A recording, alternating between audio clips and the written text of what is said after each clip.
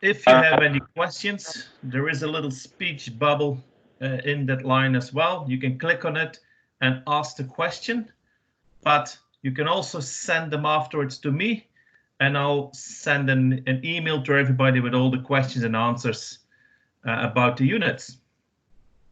So thank you very much for joining this first webinar about the smarter radar.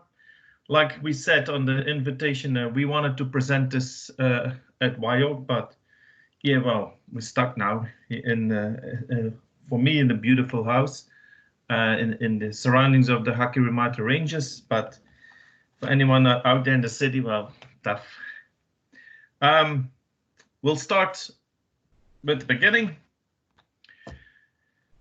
The open channel flow meter. In general, it's normally used to measure in open channels. So you have pipes that are never full. That's basically where you use the unit. So it's normally used for wastewater, stormwater collection systems, discharge, rivers, canals. So it doesn't matter how big it is. That's mainly where you use the unit for. How does it actually works? Well, the unit is what we call the pulsed digital Doppler radar. It's the principle has been for 40, 50 years already in the world. But what makes this unit so powerful is basically that the radars nowadays days are very, very powerful. So they can measure on flat surfaces as well. You don't need the ripples in the water that you used to do. Also with Flow-Tonic is the algorithms that they use to measure at certain depth and in the channels in the areas. Well, let's say they've got more than 40 years of experience now, so they know what they're doing. So how the unit actually measures is basically it hovers above the water, basically takes a picture of an area of the surface. So that's very important. It doesn't go through the water, it measures on the surface. You have to enter the area, what it's measuring. That could be a pipe, a square, any form. Very easy to do in the software. The unit will then basically analyzes the velocity distribution and converts it to an average velocity, and then it's going to use those algorithms to actually gives you flow. Pretty simple. The level, of course, is very, very important. That's what we measure normally with a ultrasonic radar, anything that could be a submersible pressure gauge, anything you want. This is basically how the fingerprint of a flow looks like. We all know that it flows the fastest in the middle, and the more you go to the side, the flow reduces.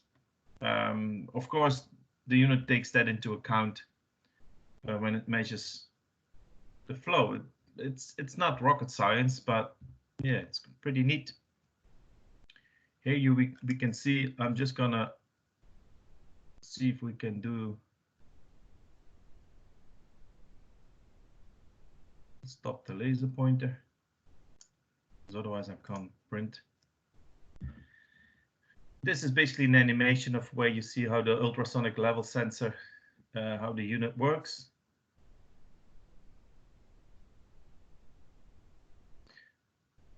There's your manhole. This is one of the mounting fixtures. That's a standard mounting fixture that we normally supply. And that's basically how it measures. Now, the big advantage with the unit is it's bidirectional, so you can actually mount it either way. That's basically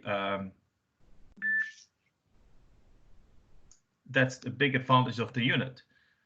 It's a smart sensor because everything happens in the unit itself. Well, let's say unique radar technology. Let's say they made it a lot better than it used to be. The short measuring cycle, we'll talk about that a little bit later. And if that's an advantage or not, we use an independent level sensor. So you can use your own level sensors. But of course, being Teltherm, we would prefer to use ours. Not that it's better, but it's just better for me, basically.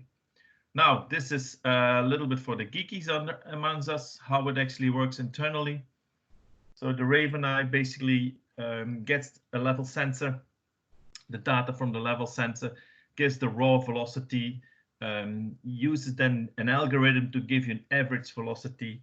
The unit has an output of Modbus ASCII that you either can go straight to PLC's SCADA systems, but we also go to what we call normally standard an IFQ monitor. It's basically a controller that takes the velocity sensor, takes the input from the level sensor and gives you 40-20 milliamp outputs for level, for flow, and for level, flow, and velocity. All the parameters you see at the bottom, this is what we, in the software, we can see all these parameters live, continuously, and that's what we use when we do commissioning or when we do fault finding.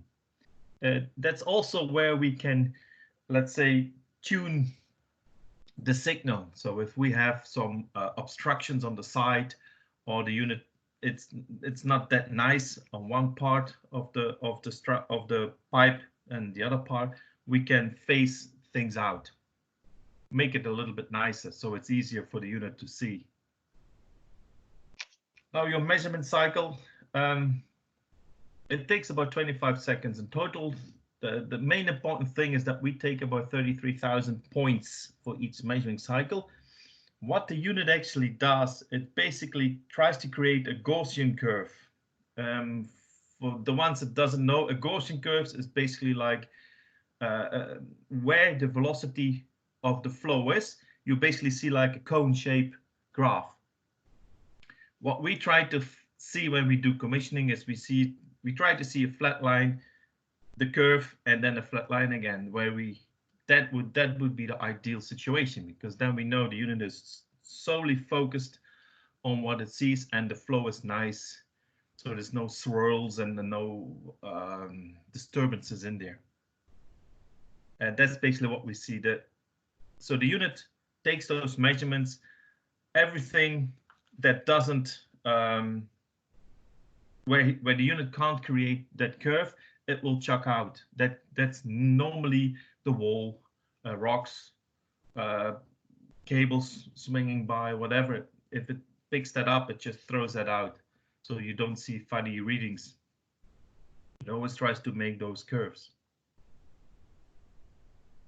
Level sensor options, I already told you. So yeah, so you can mount them on the unit with a bracket, but you can mount them separate as well. The big advantage with mounting it separately is that you can actually put the level sensor a lot higher. The unit is fully submersible, so if your manhole fills up with water, what occasionally happens here and there, if you have the level sensor higher up, the unit will still give you level, but flow, of course, not, because as soon as the unit is submerged, well, you can't see surface flow anymore, of course, but you still have your level. But because it's IP68, it is fully submersible, so don't worry, the unit is designed for that. Now, the unit is basically a very strong polycarbonate, fully sealed unit. But internally, we measure pressure, humidity, and temperature. There is on the monitors an output, a fault output. If that's triggered, that means that one of those three or any of those three are triggered. And that normally means that you have a leak in the unit. If that happens, please send the unit back ASAP so we can check why. And you normally get another unit then if it's within the 2 years. If we see a big stick going through it or metal bar, well, that's not really warranty, but we'll see how it goes. Yeah, the big advantage about that, of course, is also there's no maintenance on the unit because it's just a sealed unit. There's nothing you can maintain. The big advantage, of course, is that we make no contact with any medium. So yeah, so we are positioned above the water surface, not affected by the floating objects or high solid contents. You have to watch out with that. If you have a foam layer on top of your media, as long as the foam travels at the same speed as the water, it's not a problem. Otherwise, we'll have to make something that where the unit is measuring, you have no foam. Yeah, or like say logs passing, it's not a problem. Just it will give you a little disturbance, but yeah, like I said, it's not forever. And of course, not influenced by changing turbidity. The installation.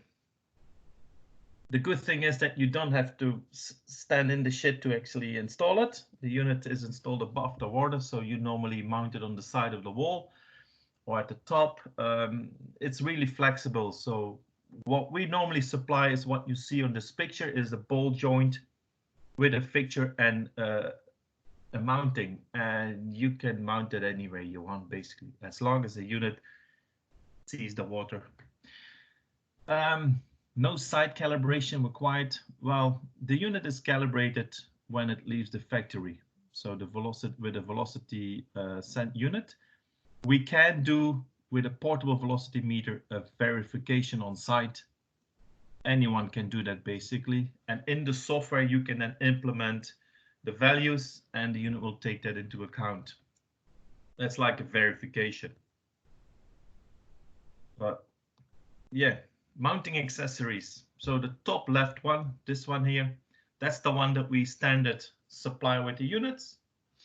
We've got this unit here. That's basically one-time entry unit. So this is mounted in your manhole. This is mounted on top of your Raven eye. You'll see in a few slides further, you'll see a very clear picture where you then basically, if you want to take the unit out, you just have a long stick with a hook. You hook it in here and you click the unit and you take the unit out. This stays permanently inside the manhole, but you only have to do that once. And then you can take the unit and go from manhole to manhole, yeah, mounting it and get the data. This is the mounting for the front of the Raven eye for your level sensor, normally for the ultrasonic one. This is if you have like a big manhole with a flat surface at the front, so you have no pipe sticking out, and the level sensor needs to actually measure the level inside the pipe. You use this one because the level sensor here measures on this surface and reflects down. So you have actually the level of the pipe you want to measure, because that's very important. Now, how is it mounted? It is exactly 35 degrees. It doesn't matter how far you mount the unit above the water surface, just be reasonable. If you got a 200 mil pipe and you measure and you're gonna put it 2 meters above it, let's say that you have 10% of all the data that the unit will collect will be your flow. You'll get a lot of errors then. So make sure that be reasonable. Mount it as close as you can, but not too close, of course. Normally you don't have any issues. You mount it very high if you want to measure a river, massive channel. That's when you mount it higher. But we do have another unit, it's called the Phoenix, does the same thing, designed for normally everything above 3-4 meters wide. That's when we use that unit. Just a bit more powerful. The beam angle is a little bit more wider. Now, how we get those 35 degrees, you don't have to start measuring with angle holders and everything. On every mounting fixture, there is a little bubble level mounted. So yeah, I think everybody knows, get the bubble in the middle and you've got your 35 degrees. That's not very difficult to do. The unit is very small. Weight 3.8. If you have an incorporated level sensor and mounting bracket, it's about 5 kgs then. So it's still pretty easy to transport, to set it up. Cable length 10, 20, 40, well, whatever you want. Standard we supply with 10 meters. Yeah, like that. The unit comes from Belgium. If you want 100 meters of cable, yes, we can get the cable from Belgium, but God, I think that would be very expensive standard electrical cable. So get the 10 meter, get a junction box, and you off. Yeah, much easier. Certification, well, we got ATEX if you want it, not ICX, because Flow-Tonic is a Belgian company, and in Europe everything is ATEX. Only Australia and New Zealand, I think we have ICX. So yeah, no, we can't do ICX. It will be ATEX. But yeah, for most people won't be an issue. The power requirement is between 4 and 26 volts DC, and that's very interesting because that means you don't need a massive big solar cell if you want to mount it somewhere extremely remote. So a tiny little solar cell with a battery will take care of the unit. What makes it very handy for portable devices. The output of the Raven Eye has a passive analog 4020 milliamp only, and it communicates with Modbus ASCII.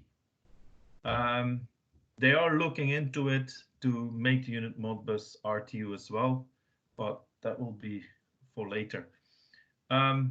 Normally, the unit sends a signal to an IFQ monitor, like the controller basically. Where the controller is then either mounted in a portable version, like in a box, or is mounted in a wall or in DIN rail, where you then have 4020 milliamp outputs, or for the portable version, data logging with cell phone coverage and everything. Field interchangeable, well, yeah, unit broken, take the unit out. It's like a sensor. You take it out, put another one in. Flow accuracy, 5% of reading. It all depends on the installation. That's the most important thing. We can get better than that, but again, there's a lot of things that can influence this. Here you see the controllers. So from channel width, we can go from 100 mil upwards. Portable version on the right, it normally comes with two boxes. One is for the battery that we do not supply, because again, just trying to get a battery from Belgium to New Zealand would be stupid. It's a standard lead acid battery that we use, rechargeable. So buy that at Bunnings or Mitre 10 for a few dollars. On the left side, the fixed unit, very easy to install. Like I said, it just fits anywhere. Those units, the left one has a 3 4020 milliamp outputs. Both of them have a 4020 milliamp input for the level sensor, relay outs for total flow, volts, Modbus RTU, and cell phone is optional. If you want that, you just have to let us know and we'll quote you with that option. We normally standard quote you with data logging for both units and USB connection. So it's easy to extract the data and to program the unit if you want. This is part of the software. That's the software that we use. Very easy. I do know they're working on it to make it even simpler. That's the only page you have where you basically, you can save your configuration here. Here you basically connect to the unit. Once you connect it, this is the most important part, your profile. You have a few fixed shapes that you can enter, but you can also customize it and give you X, Y coordinates, and you just create your shape. The level sensor, again, if you buy our level sensor, the one from Flow-Tonic, it's already in there. You just give it the offset. If not, it will ask you for the 4020 milliamp, the height, the dead band, and everything. So not an issue to do that. Here the velocity, it will ask you what sensor you're using, the level sensor, and then you can change here your meters a second, your liters, all your configurations, all your settings. This is for your 4020 milliamps, for your velocity level and your flow. You have a pulsed output as well if you want to use it for, well, you can actually use it also to start up other things. Cell phone coverage, there's a few like Nelmac and Hurfanui, they've got cell phone GPRS modules on their units. That works very good. In New Zealand, we tested it a few months ago, and yeah, so you can send text messages, emails, and it just works. Very easy, actually. This part, the only thing you fill up is here. Against the flow or with flow, because, like I said, it's bidirectional. This here, the quality parameters, we normally only change them if we have to tune the signal, like you saw in the beginning. If we have disturbances from the side, that you have a side channel coming in where it sees it doesn't look nice, then we can change the signal a little bit to move it a little bit more to the right. We can do all that. But like I said, this is pure software manic. Sometimes we just have to relocate the unit if it's not possible. So far in New Zealand, we never have to change this, basically because I always try to visit you guys when you want to install it. So we have no issues from the beginning, and I normally assist you also with the commissioning. So set this up and train you guys in and how to use it. And most important thing is that you save the configurations. And then I've got them as well, so it makes it easy. Power consumption of the unit. So basically, bugger all. That basically means very easy to use with solar.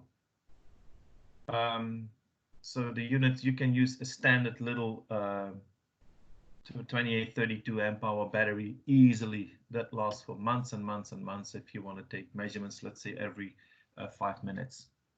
It will last for a long time. So you don't drain your battery constantly if you use the powerful, the portable unit. Now the accuracy. So we set ±5% of the scale. The unit basically is tested against an ENH that was, I think, in Austria, against a full bore electromagnetic meter. Well, we got the results and everything, so the reference, so we are within 2.3% of the unit. I think that was pretty good. So they did tests against mag flows and everything. So that was in South Tyrol, so unit follows it pretty nicely. Advantages, of course, like I said, doesn't matter. A very interesting thing is here. You see unit, this is a stainless steel pipe. They put some plexiglass cover over it, so the unit can measure through PVC, plexiglass, Teflon. Like if you got crates over your if you got walkways and they're made not with metal but like that yellow or blue plastic crates, you can just measure through it. You don't have to cut a hole to measure through the unit. If you have, like for instance, if you got protection screens, flaps in your water, just to stop other things or to reduce the odor, the unit just measures straight through it. Doesn't affect the unit. Makes it very interesting, so you don't have to cut pipes or anything and release the odor. Here you see the level sensor at the top, where you got the unit at the bottom. That's again standard with one of the fixtures that we also have. That's where we are at the moment. Like I said, so Flow-Tonic has been in New Zealand now for about a year, but yeah, they've been all over the world for more than 40 years. So.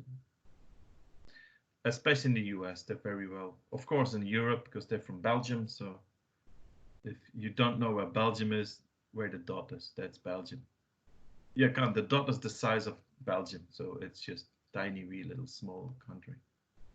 International customers, so there's some big boys in there. Not this one, but you got BP, Veolia, of course, Volvo, big car. The car manufacturers, they're actually measuring also the flow on paint bath, where the cars go into a paint bath. They measure the flow of the paint that runs through it. The New Zealand customers, I still need to check the Rankiti key ones, because that's not, I don't know if it's installed already. Whakatane just received their, hopefully received their unit. At least we got it. And we just got an order for the University of Canterbury. So I can put that in next time. This was the first one, the Cluta, and the rest basically followed. Now, applications where we use it. Again, here you see different mounting fixtures. People use, like I said, as long as you make it sturdy and it doesn't wobble and with wind, it doesn't affect anything. It's fine. You can use any material, even wood, spreader bars, scaffolding. It doesn't matter as long as the unit is sturdy. I must say some of the people made very nice mounting fixtures where we have here, for instance, this one is Tasman District Council, where they used to have a flume in there that didn't work.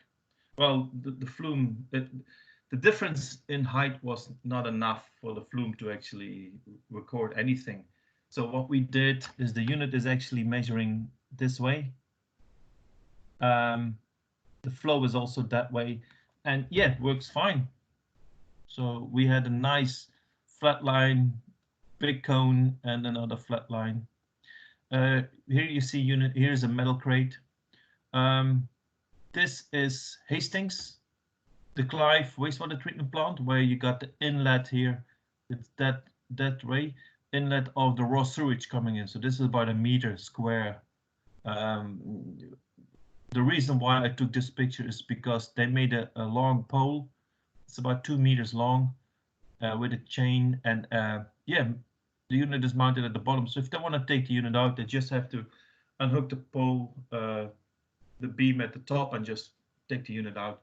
Works beautifully. I couldn't take a close-up picture. I think you know why, because Jesus, the smell when they opened the hatch, it was just, yeah. Here you see the wastewater plant inlet. This is Cluta, where you got 2 streams coming together, and the unit basically measures that. Yeah, again, different mounting fixtures. Here's a little bigger one. So that unit is actually mounted about 2 meters high, so the beam width will be about this. But again, works fine. See also, this will affect the reading, but because the unit is measuring around here, there is no effect from this. So you have to watch out with things like that, these structures here on the side will affect your readings if you actually measure deeper inside, for instance, because you get a disturbance. So you want, like with any flow meter, you want a flow as laminar as possible. Sewer network monitoring. Here is the Cluta one. This one is from the Tararua District Council, down the Alliance with the Downer people, way at the bottom there. So they must have had a very skinny guy installing that one with the 2 boxes, the portable unit. Here is a close-up where you basically see the bubble level here, and this is where the hook. And I think Marcus Clifford, is he online? I am indeed. Yes. So can you maybe explain a little bit what you guys are doing? Yeah, sure. So yeah, just a little bit of background. So Tararua Alliance manage and maintain the 3 waters reticulation network across Tararua district, primarily in the 4 main towns: Danivert, Paihiatua, Woodville, and Eketahuna. This example is specific to the wastewater reticulation network, so I may actually repeat some of what Carlo has already said in his presentation. As many of you well know, quality data is one of the key components for making sound decisions and targeting key areas of concern, enabling applicable planning, maintenance, rehabilitation, and renewal programs. So primarily, that was our reason for choosing the Raven Eye. In particular, it's been identified that growth in the Tararua district is predicted to be higher than first anticipated. So there was a requirement to feed this through into the LTP and AMP programs. As part of the growth strategy, we needed to gain an understanding of the level of capacity that we have in the wastewater network to understand where the challenges would be in terms of serving additional households and businesses. And it was well reported that there was a substantial problem with I&I, hydraulic overload at the key wastewater treatment plants as well. But we had little evidential data to support that, essentially an idea of to what degree or level that is. The main advantage was of the Raven Eye was the apparent ease the instrument offered in terms of deployment. So there were no specifically made structures such as channels, weirs or chambers were required, and no alterations for our purpose. We could simply install in a suitable manhole and constantly measure depth, flow, velocity and volume in a given sewer based on the pipe size. So, for example, we surveyed a number of key manholes across the Woodville to check suitability, as you can see in Carlo's presentation there.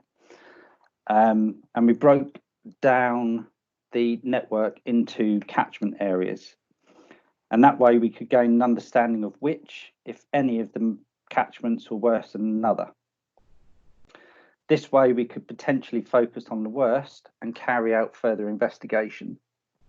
So initially we purchased 2 units, one of which you can see in Carlo's presentation there, and we purchased the one-time entry brackets.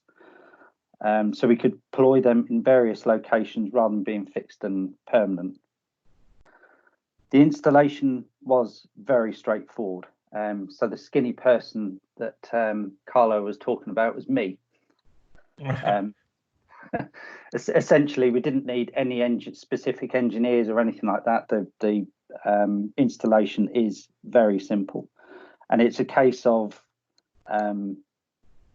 course, following health and safety procedures, making a confined space entry, lining up the unit directly in line with the pipe and flow, drilling 6 holes into the chamber wall and fixing with dynabolts, and then leveling and taking some key measurements. And as you can see there in the middle of Carlo's presentation there, we also installed a bracket at the top of the manhole chamber to hold the battery container and the IFQ logger unit. That just meant that we didn't have to enter again, and it was also secure when you put the manhole lid back down again. And the final setup was extremely straightforward. You just punch in a few key parameters, which again Carlo's demonstrated in the presentation there, entering the pipe size and the offset between the level the level sensor and the invert of the pipe, and then the data collection intervals, e.g. 5 minutes. And simply that was it. So we've chosen to collect data manually from the SD card and then transferring it into Excel, albeit there were other options for the SIM card and Modbus connections. So our first install was around springtime, so we had some infiltration occurring. So we're primarily interested in some infiltration and inflow studies. Our aim was to see how the infiltration would subside, or that was the hope anyway, as groundwater levels dropped, and measure the effect over time and the flow, the volume, depth and velocity. And the results were pretty much instantaneous. Our first set of data gave us a good idea of day-to-day flows, and as spring went into summer, it was clearly evidence we were seeing the effect of infiltration subsiding. However, the other advantage of the unit is the visibility over rain events. So when a rain event occurred, there was clear evidence flows increased, and the overall effect, as you would expect, dependent on the level of rainfall. We could see the increases in level and flow volumes, giving a clear indication there was storm and surface water connections upstream. And we were able to determine what effect this had on the network, e.g. how much capacity this was taking up in the catchment area. The suspicion was substantial illegal connections to the sewerage system. However, this gave us a very good idea of the overall effect this was having on the network, or specifically in that catchment area, and data proving the extent of this. So by using sensor information, we were able to determine how many properties and number of people are in each of the catchments contributing to the network flow. By using the average discharge per person per day, we can determine what flow we should be seeing and calculating the additional impacts of the I&I. And to date, we've determined for Woodville, for example, 80% of the flow received at the treatment plant during the peak winter period is I&I related. So that gave us a substantial idea of the kind of effect it was having. We've also been able to see some of the sewers during the high infiltration period and heavy rain events. For the capacity in the sewer in places is reduced to 20% of the remaining capacity of the pipe. So this clearly leaves little scope for population growth. So armed with that information, we're able to focus on areas of specific concern, both for further investigation and developing a programme of rehabilitation and renewals that removes the overall limiting effect of the inflow and infiltration. And this has potential to provide more capacity without the need for increasing the pipe sizes for a system quite capable of dealing with additional hydraulic load. So overall, we can ensure that our budget is best utilised to ensure the network is fit for purpose, both short term and longer term in terms of the growth predictions. Just a few words of warning. The use of the Raven Eye has truly revolutionised our ability to identify what's going on below ground. However, the more data that can be collected helps make those decisions easier. So I'd recommend the earlier you can get one of these units in or more, the better. The more data you'll be able to have to help make those decision making processes. And another thing that I would say from experience is survey properly prior to installation. That really is a key to it. So look at the location carefully, any potential interferences, and that will determine how you set the unit up in the chamber. For example, excessive turbulence and clear line of sight as far as upstream in the flow as possible. Basically, yes, that's our experience. It really has truly given us a very good idea of what is going on in the network, and that infiltration and inflow has certainly had a high impact, and Raven Eye has given us a really good insight into that. So I hope that gave a little bit of insight as to our use. Oh, thanks. Yeah, no, that's good. I didn't tell him to say that, so. No, I wasn't too worst. Yeah, thanks for that. I hope that gives you a little bit of inside information from somebody else. Yeah, let's move on with the presentation. Here's another few applications where you see, nice one here is this side rail that people made. Like I said, yeah, people come up with very nice ideas how to mount it. This is like a specific bracket they designed. Even Fonterra in Tiamutu made a beautiful design. I don't have any pictures yet on it. This is, that's Fonterra Tiamutu here. But yeah, so that's mounted on a 2-meter rail as well. This one is interesting here. This is from the Nelson City, Nelmec, who works for the Nelson City Council. They were monitoring rivers. So they put the Raven Eye inside a full enclosed box with polycarbonate glass in front of it. The only reason why they did that is to protect it for vandalism. So I think this would cost basically more than the unit. But yeah, beautiful design. So yeah, easily to, because yeah, you could stand here in summer, I believe, not in winter. But they used these units to monitor the flow of the rivers. This one is at AB Lime in Winton, where they've got, they used to put a weir in, but that never worked because you got a lot of sedimentation in here and algae grow. And yeah, so now the Raven Eye is basically looking inside. The good thing was that a few months ago we had that massive rain event in Southland where everything got flooded. Well, this unit measured up to about, I think, 6 meters a second of water, and then it stopped. So basically the unit was flooded, but the level sensor was still going. And then you see a few hours later, you see the unit started measuring again. So you can actually see the velocities going up and then going down again. So it does really work very nicely. But this is a nice installation. We do recommend them to take this out later on because you don't need it.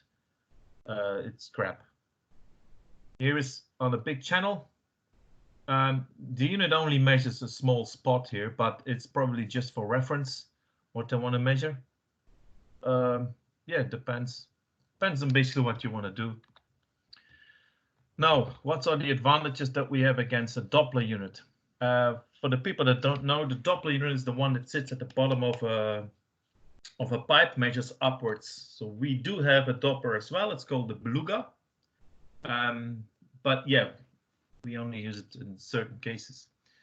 First of all, there is no maintenance. The measurement is unaffected by turbidity. Of course, if you got a unit that sits in the water at the bottom, everything, if you got sedimentation, you got rocks coming by, well, you got big problems. You don't have contact with the fluid because basically you sit on top of it. Of course, high temperatures, no sense of damage. We can do any size of channels. The Beluga is only designed for a certain size. We can measure flows with extremely high velocities. I think the Dopplers will go up to 4 meters a second. So we specify 8, 9. We don't have a dead zone. The normal standard Doppler units have a dead zone. I think it's about 20 to 30 mil. And if you buy the very, very cheap ones, you can actually go to 50 mil dead zone.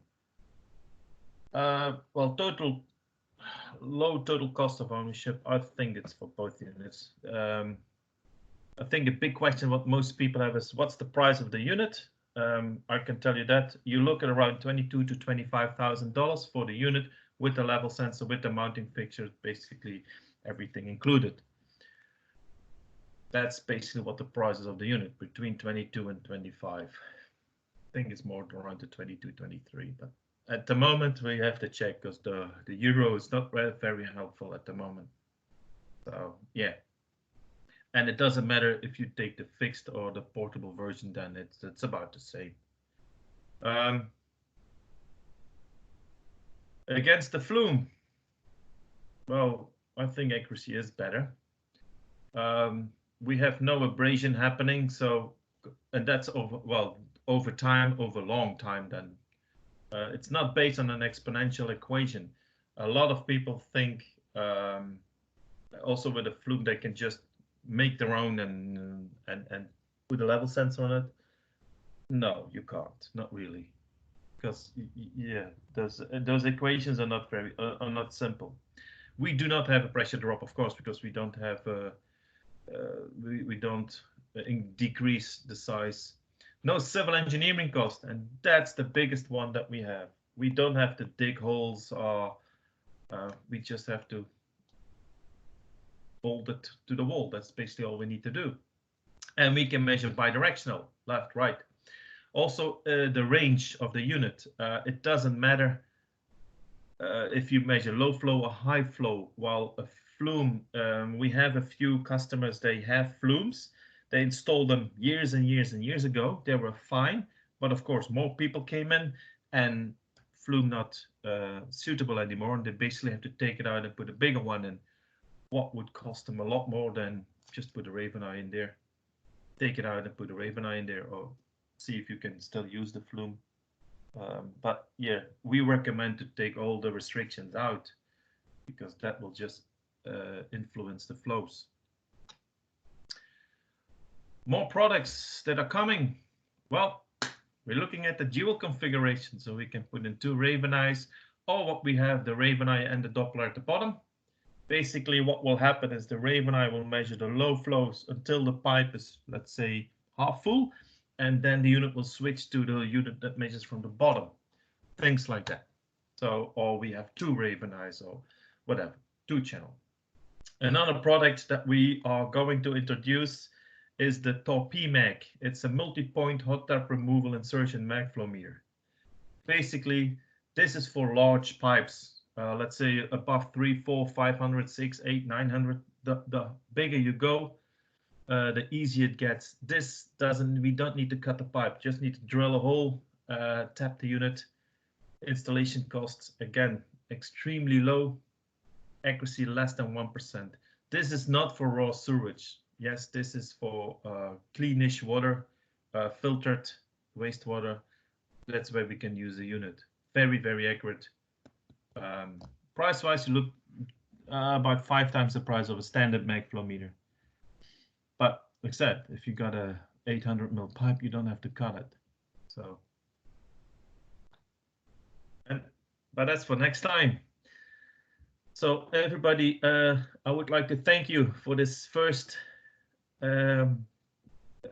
webinar that we did. I am still trying to visit everybody, of course. That's basically what I normally do and what I've been doing for 22 years. But unfortunately, this is the first time that we had to do it like this. Let's hope that this won't last too long, because my teenage daughters are basically, I want to kill them. But anyway, I thank you very much. For everybody who logged on, I will send you a link to the website. And if you have any questions, like I said, flick me a text or email.